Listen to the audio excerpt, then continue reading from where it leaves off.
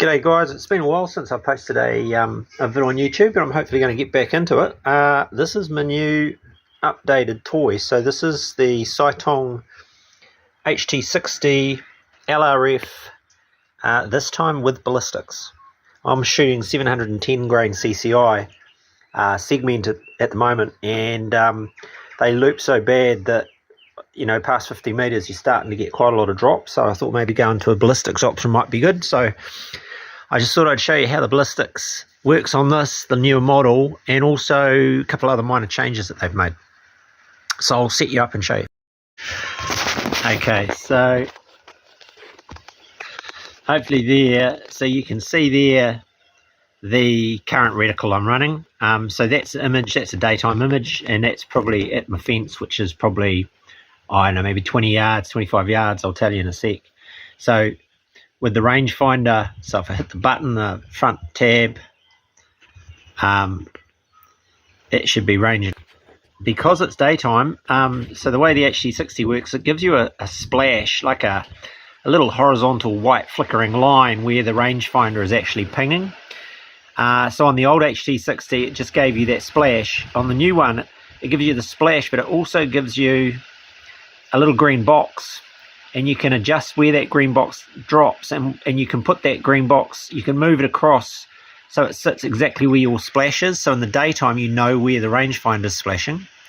Same I guess at night time, but it means that you can now track where your rangefinder is pinging. So I think you should be able to see up in the top right corner it's 18.5 meters. So I think I said it was 20 yards. So my fence is 18.5 meters away, right? So now what I want to do is I'll go into the ballistics menu and show you how I've set that up, and then I'll show you what that does. Ballistics and how does that work. So first thing you do is go into your menu just like normal, so long press on your back button gets your menu. It's on page 3, right? You can see it. I'll just tab down to it. BC, that's your ballistics. Go OK into that, and then you want to jump into your settings. OK on that, and these are the settings that I've currently plugged in. Now, because it's hosing with rain here at the moment, I haven't had a fiddle with this to tune this up, but from what I've watched online, if your bullet drop isn't quite landing where it should based on your ballistics, then you can adjust your ballistic coefficient, so that's 0.129. So you can increase or decrease that, and it will essentially, it tells the machine that your bullet's flying a little bit flatter or a little bit droppier, and you can use that to adjust it. But other than that, those numbers, that's what I'm shooting. 40 grain, I'm shooting 110 feet per second, which, you go on to Mr. Google, it tells you it's a couple hundred meters per second. My scope height, I may have to adjust that.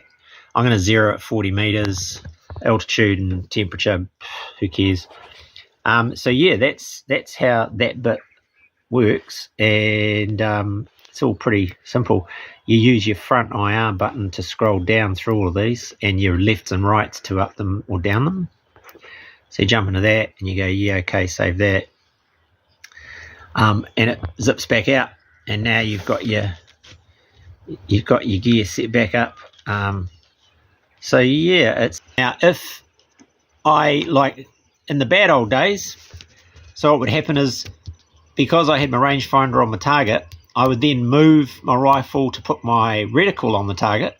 Now my rangefinder splash is splashing somewhere else, right? And if you're on a vertical plane or a drop off behind you, then suddenly it jumps from 20 yards to 80 yards.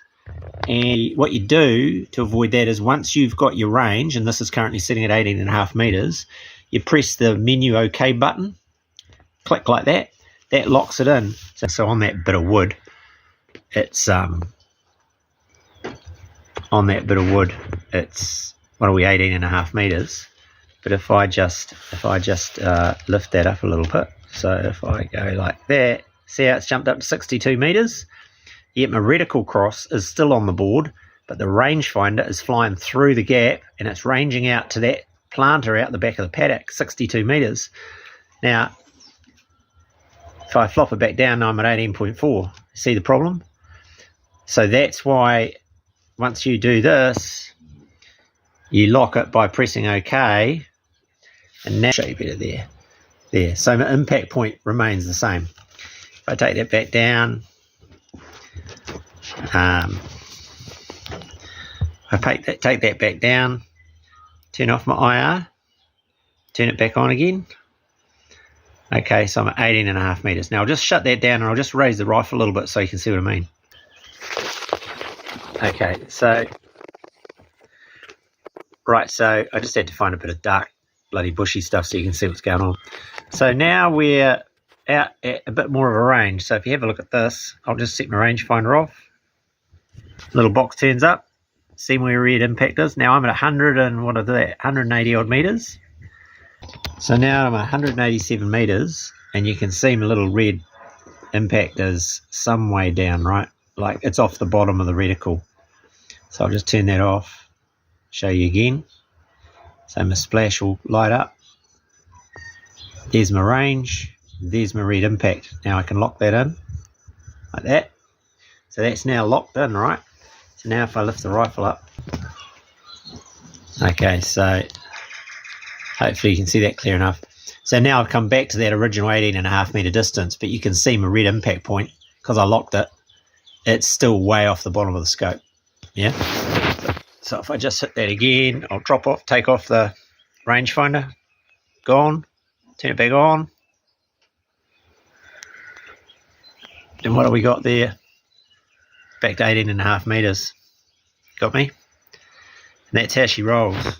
So it'll be real good fun to have a bit of a play with this. But I just sort of show you sort of how it works. I might do a few more adjustments, and then we'll hopefully if the weather clears up tomorrow, we'll have a bit of a play on a couple of targets and just see how well it goes. But yeah.